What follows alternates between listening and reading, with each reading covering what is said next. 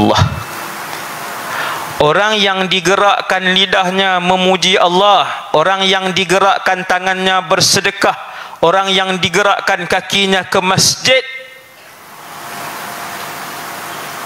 yasirun ala man yassarahu Allah wa innahu la yasirun. Ada dua taukid. Ayat tu Nabi bubuh dua penguat kata. Penguat nak bagi tahu kata betul-betul. Ayat tu nak bagi tahu taukid, nak bagi tahu sungguh-sungguh. Nabi nak bagi tahu wa innahu, inna litaukid, la yasirun, lam juga litaukid. Wa innahu la yasirun, sesungguhnya masuk syurga itu mudah bagi orang, ataupun amalan baik itu mudah bagi orang yang dimudahkan oleh Allah. Siapa ni yang dimudahkan oleh Allah? Siapa yang dimudahkan oleh Allah? Orang yang selalu mendapat taufik, hidayah dari Allah untuk buat amal soleh dan kebajikan dan tinggalkan maksiat. Orang yang selalu Allah bagi hidayah, taufik untuk buat baik, tinggal maksiat, Allah selalu bagi kat dia. Sebab tu kita ulang tiap-tiap hari 17 kali, ihdinas siratal mustaqim. Kita dah Islam tapi masih minta hidayah. Sehari 17 kali kita ulang, ihdinas siratal mustaqim. Ya Allah, kekalkan hidayah ini. Ya Allah, kurniakan istiqamah. Ya Allah, pilihlah aku untuk selalu mendapat taufik daripadamu. Inilah ihdi itu kan daripada huda, hidayah. Kita duk baca hari-hari tu, sehari 17, tak termasuk semayang sunat. Sehari 17 kali. Minta apa tu? Minta apa? Dah Islam kan? Hidayah apa ni? Hidayah taufik. Ni huraian ni. Hidayah taufik ini adalah taufik yang Allah bagi, Allah pilih. Allah mudahkan untuk orang tu melakukan kebaikan, dan bila dapat hidayah, orang tu jauh daripada maksiat, murka Allah. Nabi sebut wa innahu la yasir. Wahai Muaz, Sayyidina Muaz seorang ke? Semua kita. Yang ni semua kita, bukan Sayyidina Muaz seorang, semua kita.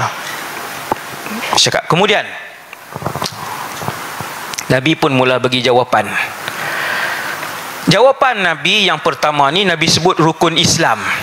Tuan-tuan, tadi Sayyidina Muaz tanya apa amalan, ya Rasulullah, ada amalan boleh masuk syurga, memudahkan saya masuk syurga, amalan menjauhkan saya dari neraka? Nabi pun mula beri jawapan, ta'budullah wa la tusyriku bihi syai'a.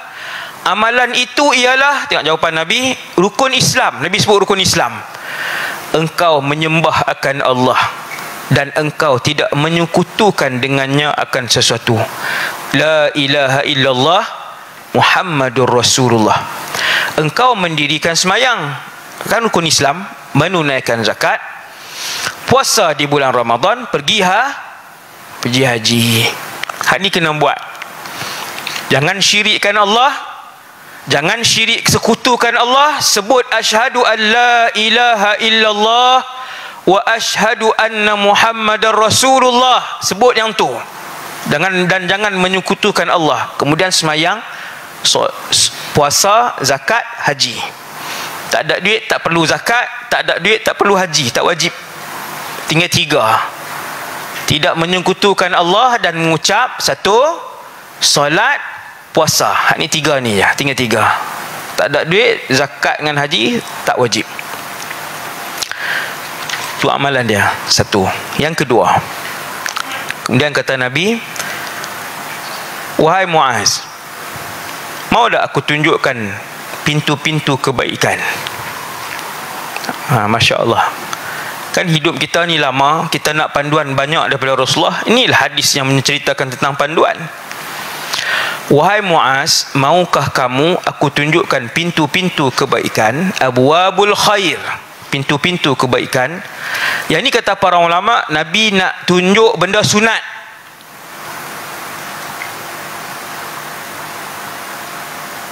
Kibar awliya illah humul muqarrabun Wali-wali Allah yang besar, mereka di kalangan muqarrabun, yang mendekatkan diri kepada Allah dengan perkara sunat selepas buat benda wajib. Oh, itu cara dia, iaitu jalannya. Lepas dah solat 5 waktu, alhamdulillah, tak tinggal dah. Solat 5 waktu di awal waktu, alhamdulillah. Solat 5 waktu di masjid berjamaah, alhamdulillah. Cukup yang tu. Dia mula buat benda sunat. Apa benda sunat yang Nabi ajak? 3 benda sunat yang Nabi suruh banyakkan. Kata para ulama, yang Nabi suruh banyakkan, al-ikthar min naflihi, yang Rasulullah minta banyakkan. Apa dia benda sunat tersebut? Yang pertama, as-sawmu junnah. Nabi sebut macam tu je. Nabi kata puasa itu perisai. Kata para ulama, seperti mana seorang kamu masuk perang, kalau sekeliling dia ada perisai, dia tak takut senjata datang dari arah mana pun. Senjata datang daripada arah sini ada perisai, daripada depan dia ada perisai dia yang besar dan kuat, kiri dia ada perisai dia kuat, belakang ada perisai dia. Begitulah orang yang membanyakkan puasa sunat. As-sawmu junnah. Puasa itu perisai. Perisai di dunia daripada melakukan maksiat. Ini huraian ulama. Wiqayatun li sahibihi minal ma'asi fid dunya.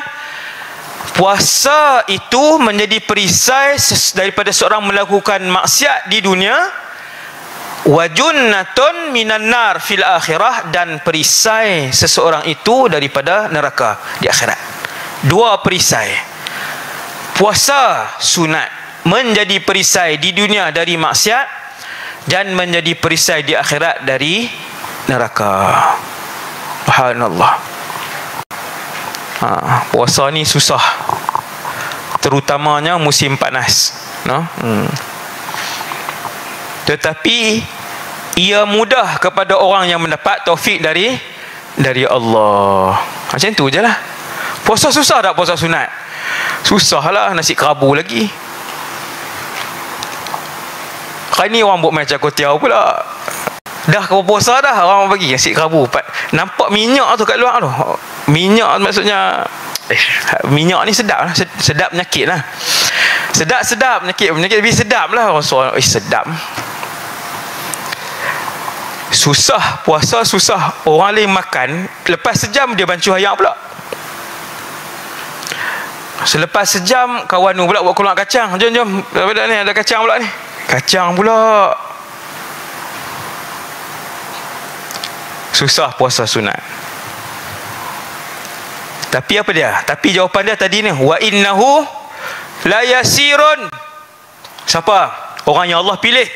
Ya Allah, pilihlah kami. Allahumma yassirna ilal huda, antara doa Nabi. Allahumma yassirna ilal huda. Mudahkanlah hidayah itu kepada kami, wahai Allah. Ini doa Nabi ajak bertepatan dengan hadis yang juga ada pada Rasulullah. Yang ni yang kita nak ni. Wa innahu la yasirun ala man yasarahu Allah. Ibadat itu, kebaikan itu menjadi mudah kepada orang yang selalu dipilih oleh Allah untuk diberikan hidayah. Kita tengok. As-sawmu junnah. Puasa itu menjadi perisai. Kalau di dunia daripada dia buat maksiat, jadi perisai. Puasa yang ikhlas, puasa yang ikhlas yang Allah terima akan jadi perisai dari maksiat. Di akhirat jadi perisai daripada api neraka. Was-sadaqatu tudfi'ul khati'ah. Dan sedekah itu memadamkan kejahatan, dosa, seperti halnya air memadamkan api. Tidak ada api yang tak boleh dipadam oleh air. Masya Allah. Tiba-tiba Nabi bagi tahu satu rahsia besar. Nabi kata cara nak padam dosa ialah bersedekah. Selalu saya bagi tahu diri saya dan kita semua, sedekah hari-hari walaupun sikit. walaupun RM1. Yang mampu RM1, sedekah RM1 tiap-tiap hari. Niat dalam hati nak dapat redha Allah waktu sedekah, nak dapat redha Allah, nak tiru sunnah Rasulullah yang banyak sedekah. Nombor 3, niat untuk Nabi beritahu pasal sedekah tu, memadamkan dosa. Ya Allah, ni nak padam dosa lama. Ya Allah, yang ni nak hilangkan murka Allah ke atas diri aku. Ya Allah, ni untuk kesembuhan sakit siapa-siapa. Sedekah. Buat tiap-tiap hari, walaupun sikit. Buat setiap hari. Yang tak mampu RM1, 10 sen. Tipulah kalau orang hari ni kerja sehari setiap hari tak mampu 10 sen. Mana lebih Allah suka? Yang berterusan sepanjang tahun, setiap hari RM1, ataupun dia bagi 1,000 sekali ya. Bagi 1,000 sekali ya, dia terjadi ya. Hari tu bagi 1,000, ustaz kata RM1, baru 360. Maka yang lebih Allah suka adwamuha wa in qalla, amalan yang paling istiqamah, paling berterusan, wa in qalla. Nabi sebut ni, Nabi sebut lah, bukan ulama, walaupun sedikit. Amalan ibadat yang berterusan walaupun sikit, bagi hari-hari. Sedekah hari-hari. Sedekah ni dahsyat. Wassadaqatu. Kemudian, dan sembahyang seseorang di tengah malam. Apa maksud sembahyang seseorang di tengah malam? Qiyamul lail, mendirikan malam. Lepas isyak, walaupun tak tidur, sudah dinamakan qiyamul lail. Siapa yang buat witir 3 rakaat selepas isyak, sudah boleh dinamakan qiyamul lail. Ni fahaman orang Melayu, dia kena malam pukul 2 ke 1 kan. Yang tu sekali dengan tahajud, syarat tahajud tidur terlebih dahulu. Kalau qiyamul lail yang umum, tidak disyaratkan tidur. Qiyamul lail yang makna umum, tidak disyaratkan tidur. Maka boleh pukul 11 qiyamul lail, boleh pukul 10 qiyamul lail, boleh. Waktu ana di Syria dulu, ustaz di Syria dulu, bila pi program depa buat qiyamul lail, habis main isyak sejam, ada bacaan kitab apa semua sikit. Lepas tu semua pakat bangun. Pergi mana ni? Kita tanya, ini apa dia pula? Tentiti apa pula? Seterusnya qiyam. Qiyam apa? Qiyamul lail. Qiyamul lail, tak tidur lagi. Kita pergi tingkatan 5, umur 20, 19. Fahaman itulah kita bawa kan, tak tidur lagi ni. Okey. Jadi itu qiyamul lail yang betul. Boleh untuk qiyam walaupun sebelum tidur. Tapi yang terbaik itu memang sekali dengan tahajud, selepas tidur 2/3 malam. Itu waktu yang paling baik lah. Selepas tidur, bangun, tidur semula, kemudian bangun subuh. Itu yang paling bagus dan yang paling susah. Wa innahu la yasir, jangan lupa, ia sungguhnya ia mudah. Kemudian jangan lupa, bila Nabi sebut wasalatul rajuli, sembahyang seseorang di tengah malam, kata para ulama, sembahyang seseorang di tengah malam itu juga menghapuskan dosa, memadamkan maksiat, memadamkan kejahatan, memadamkan dosa, sama. Ayat Nabi begitu. As-sadaqatu tutfi'ul khati'ah kama yutfi'ul ma'un nar. Wa salatul rajuli, sembahyang seorang itu pada waktu malam begitu juga, kadzalik. Cara baca hadis tu. Wa salatul rajuli fi jawfil lail kadzalika, begitu juga, iaitu apa begitu juga? Begitu juga memadamkan kejahatan dan dosa dia. Itu yang disebutkan, dihuraikan oleh para ulama. Syarah Al-Arba'in banyaklah kan, beratus syarah Al-Arba'in An-Nawawiyah. Kemudian Rasulullah baca ayat ni. Sebenarnya renggang lambung mereka daripada renggang lambung lah ni, daripada tempat hamparan mereka. Maksudnya orang yang bangun untuk solat, bangun berdoa akan Tuhan mereka kerana takut akan siksaan Allah dan kerana mengharap akan rahmat Allah, dan mereka mendermakan sebahagian daripada harta yang diberi rezeki oleh Allah akan mereka. Tengok, bila Allah Ta'ala sebut mendermakan harta, siapa bagi? Razaqnahum, aku yang bagi. Aku bagi, bukan hang cerdik hang kaya, bukan hang rajin hang kaya. Kalau orang cerdik mesti kaya, berapa banyak profesor di universiti tak jadi multimillionaire pun? Kan cerdik semua tu. Kalau hang rajin hang kaya, berapa banyak orang rajin kerja lebih banyak berapa belas jam, 12 jam, 13 jam. Sapu sampah aja tak jadi multimillionaire pun. Mimma razaqnahum, Nabi kata, Allah Ta'ala sebut yunfiqun, mereka bersedekah dengan harta yang kami bagi. Kami bagi, kami tumpang letak di tangan, kami amanahkan di tangan. Ingatlah, nanti jadi jutawan besar-besar, multimillionaire nah. Seorang dua kalau ada jadi jutawan besar, tengok muka guru-guru bagi kereta Lambo seorang sebiji. Tengok mana ni ada ni hak kaya ni, betul ni nanti insya-Allah ni mesti ada ni. Tak tahu hak mana, hak paling pemeluat ke betul hak paling lena ke, paling lambat sabar ke, tak tahu ni. Sebab tu tibai pun tibai juga, tapi jangan kena simpan ke habuan Ferrari ke apa. So dia teringat, dia tengok guru dia kan, lah duk pakai Honda Civic lagi, Mavic lagi 20 tahun ustaz pakai Mavic, pakai esok pergi ambil Ferrari kat kedai saya. Berapa biji? Ustaz tu pun dah bagi berapa biji pula. Ingat ni, Allah Ta'ala bagi rezeki melimpah nanti, ingat rezeki Allah Ta'ala kata aku bagi, aku yang bagi. Yang diberi rezeki oleh Allah Ta'ala akan mereka, maka banyak perkara-perkara yang tidak diketahui oleh setiap diri daripada apa yang dirahsiakan untuk mereka yang berupa bidadari yang galak mata, sebagai balasan terhadap amalan yang telah mereka lakukan. Tengok no. Kemudian Rasulullah sabda lagi, wahai Muaz, nak tahu tak Rasul Amri, pokok segala urusan, wa amudihi, tiangnya, wa dhirwati sanamihi, dan juga apa nama ni, mana dia, kemuncak tempat ketinggiannya, kemuncak ketinggiannya.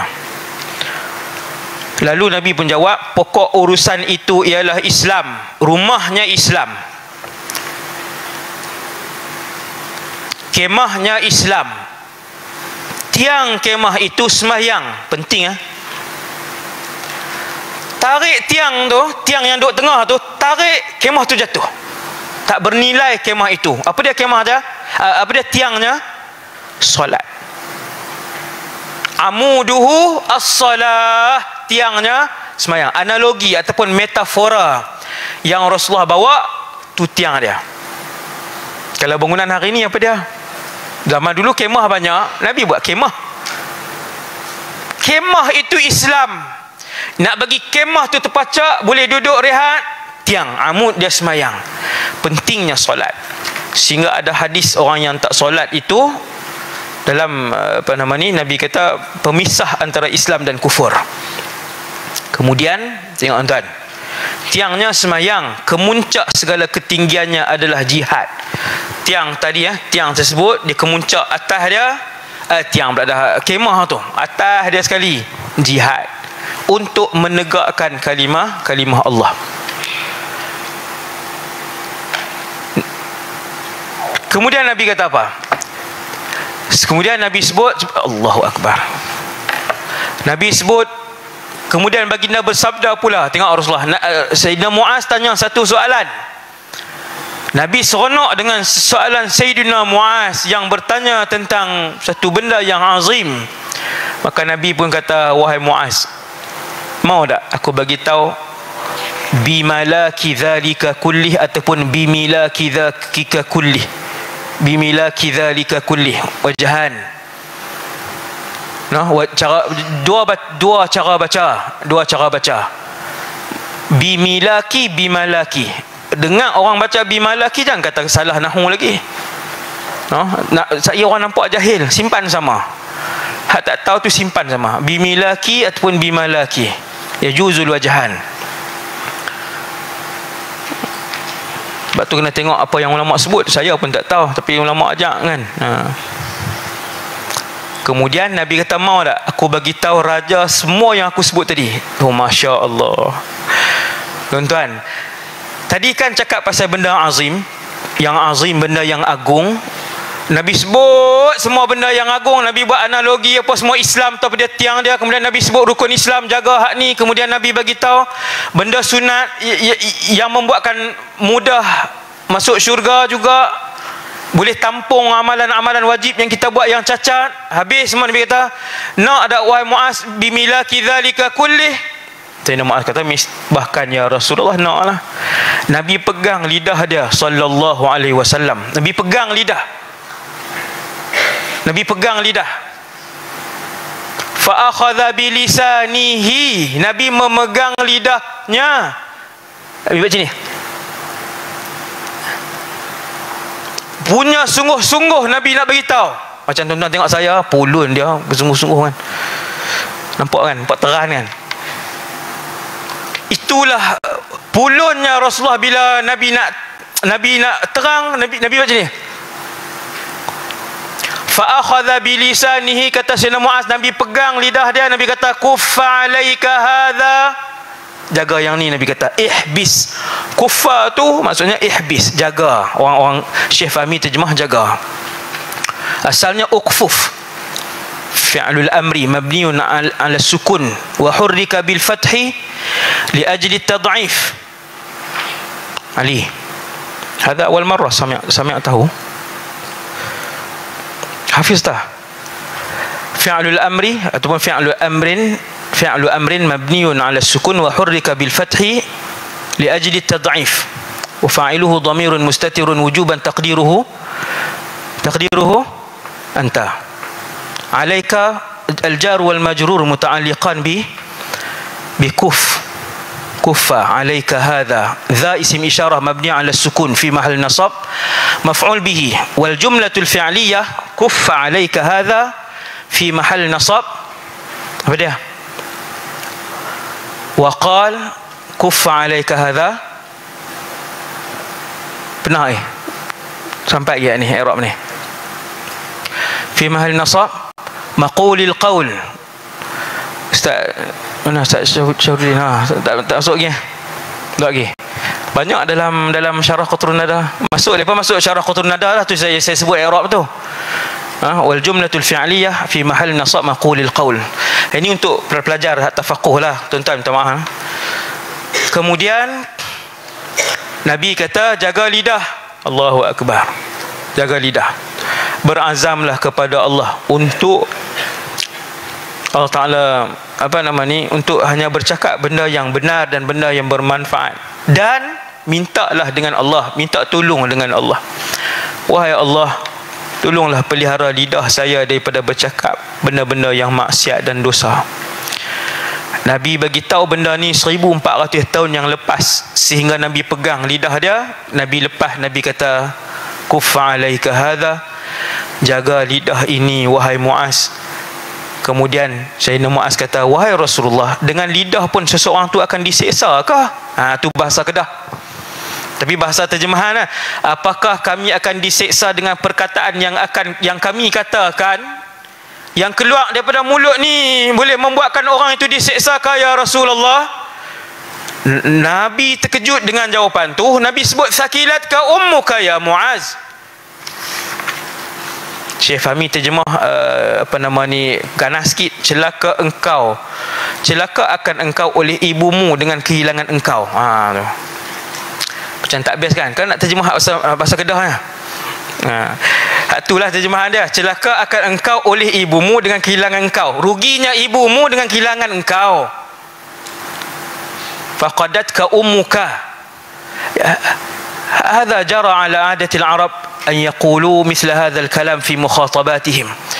Orang Arab dulu kalau mereka benda yang pelik-pelik sikit, yang mereka dengar-dengar tu mereka jadi macam mereka pelik sikit, mereka tak setuju, mereka akan sebut sakilatka ummuka.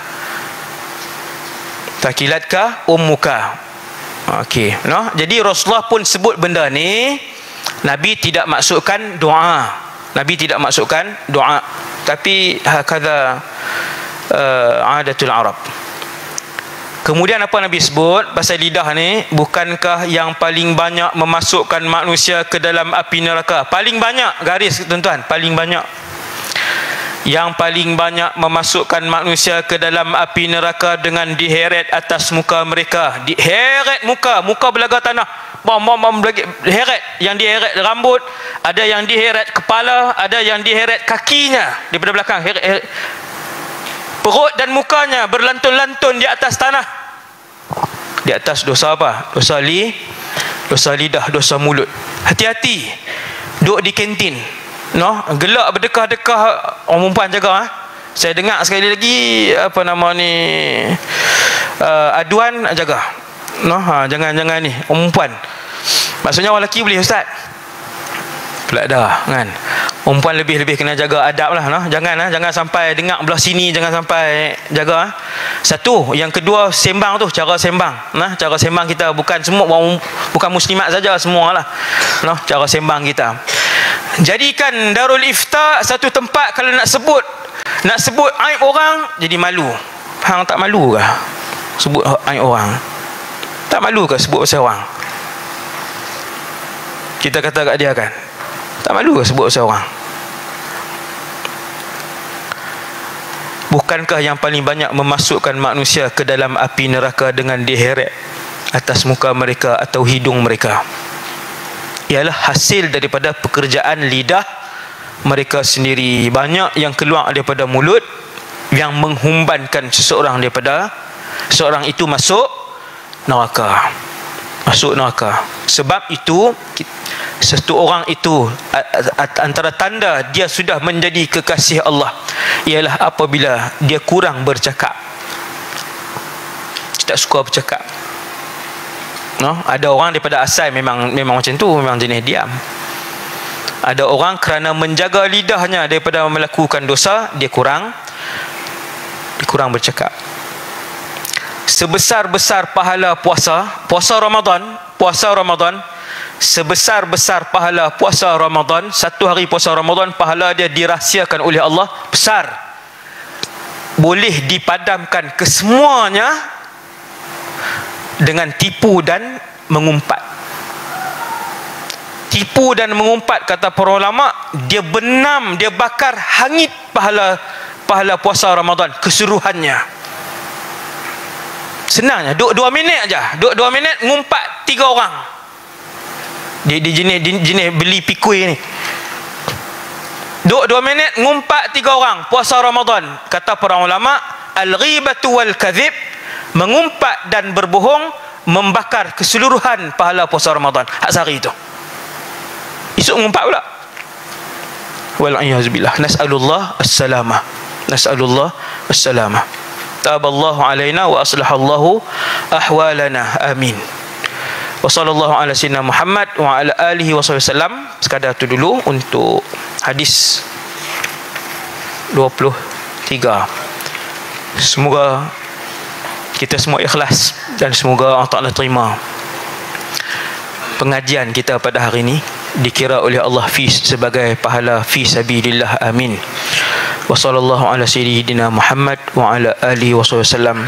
Subhanakallahumma bihamdik, asyhadu an la ilaha illa anta, astaghfiruka wa atubu ilaik. Assalamualaikum warahmatullahi wabarakatuh.